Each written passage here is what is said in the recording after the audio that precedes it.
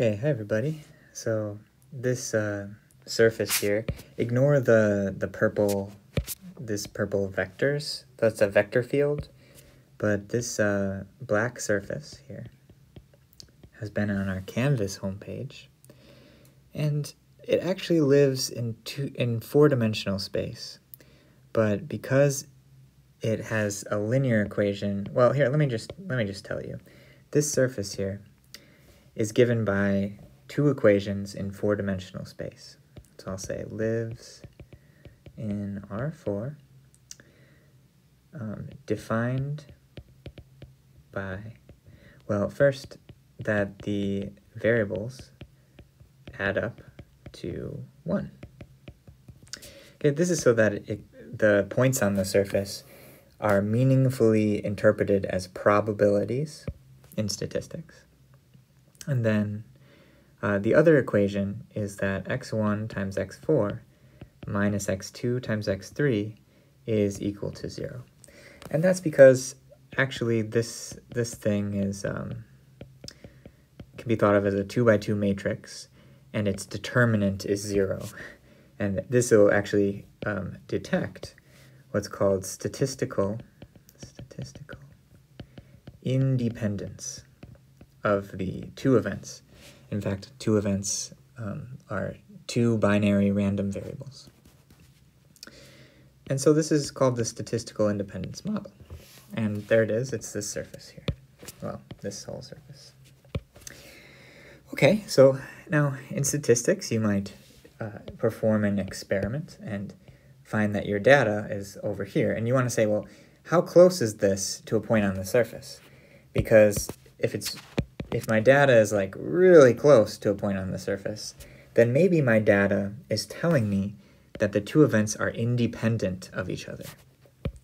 Whereas if my data is, really far away, then maybe my experiment here is telling me that the two events are not independent. There's a relationship between the two events.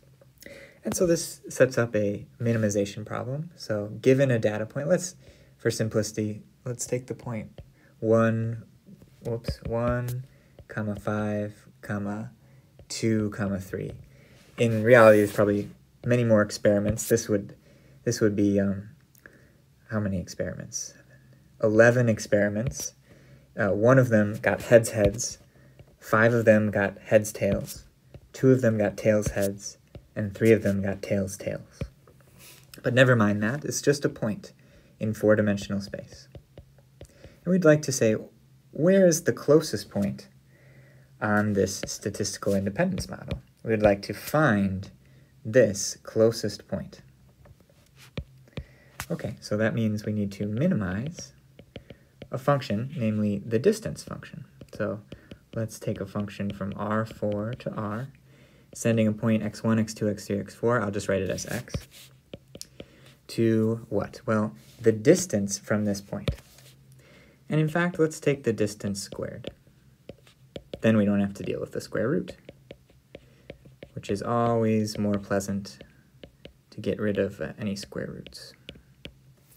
And there's one more component. So this is just Pythagorean theorem about the distance from one point to another point. Well, not the distance, but the squared distance. Okay, so minimize this, but restricted to, let's say, M. M is the statistical independence model given by these two equations. Okay. And I'll show you how to solve this now using Lagrange multipliers, what we learned in class. So first of all, this first equation can be thought of, let's call it sort of C1, and the second equation C2. Why C? For constraint.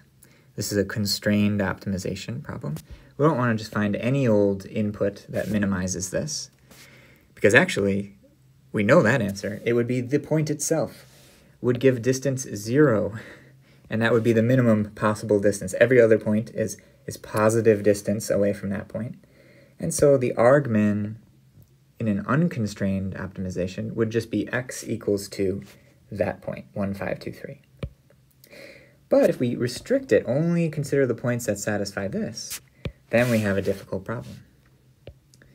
The gradient of C1 at a point P, let's call P is equal to x1, x2, x3, x4.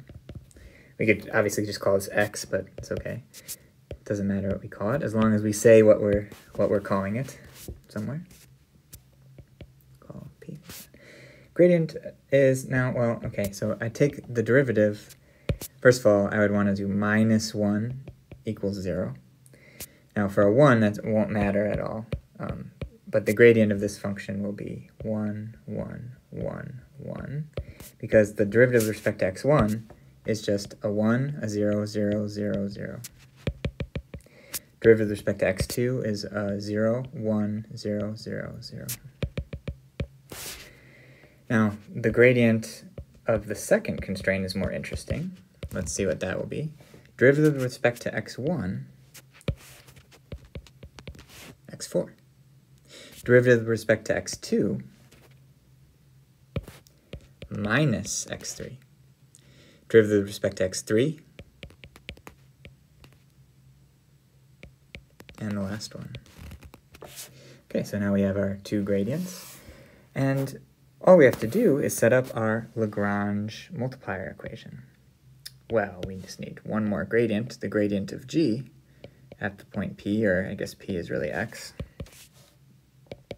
will be, well, now I have to take the gradient here. Let's see, 2x1 minus 1 times the derivative of the inside, which is 1. Now, derivative with respect to x2, this will be 0, 0, 0, but then here I get actually something. It's 2 times the derivative of the inside is 1.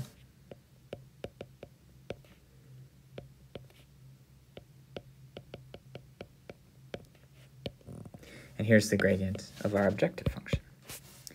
Now, when will this gradient, well, the gradient being 0 would be an unconstrained minimization, but we're not interested in that.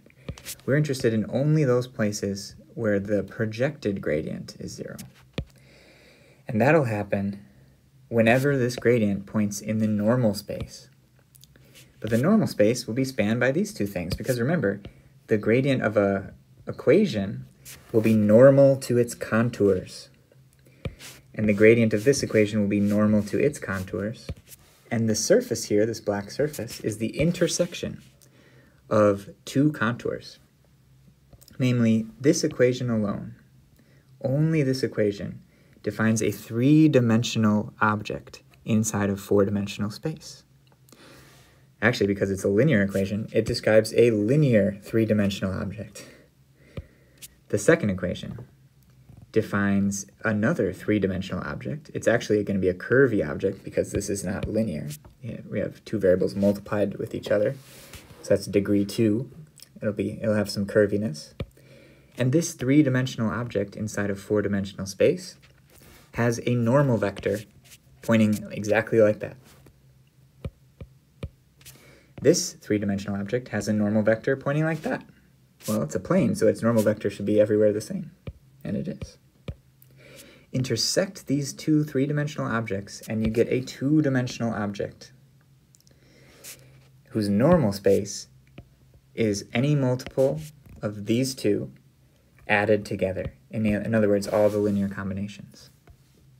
So finally, the projected gradient will be 0, exactly when the actual gradient is equal to some linear combination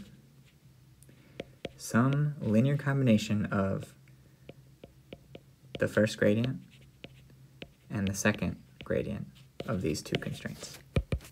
So what are the actual equations here? Well, let's write them out. This is a vector equation where vectors are in 4-dimensional space, you see. And so let's look at the first component. Is equal to lambda 1 times 1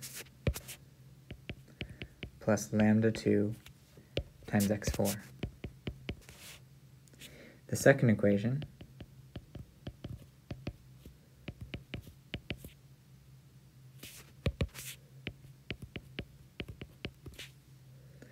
the third equation.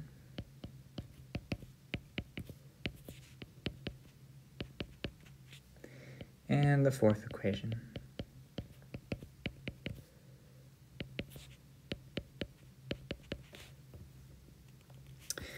Now, we also have these two equations. We want our point to be on the variety, and so I'll add two more equations.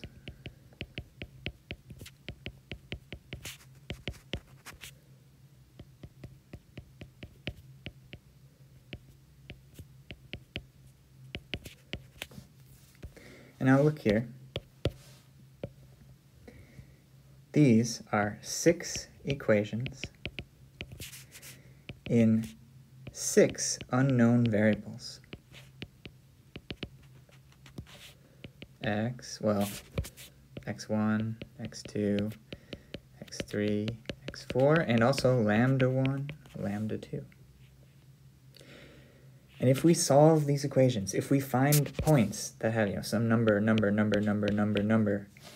that satisfy all 6 equations, we have found places where the gradient is in the normal space and where we're on the model. And because the gradient's in the normal space, the projected gradient will be 0, telling us that at least as far as the first derivatives can tell, there's nowhere we can move to minimize our function. And so those critical points will contain among them the argmin. In particular, they will contain, as one of the solutions to these 6 equations, if we read off those first 4 numbers, it will tell us a point on our model which is closest to our data. Excellent.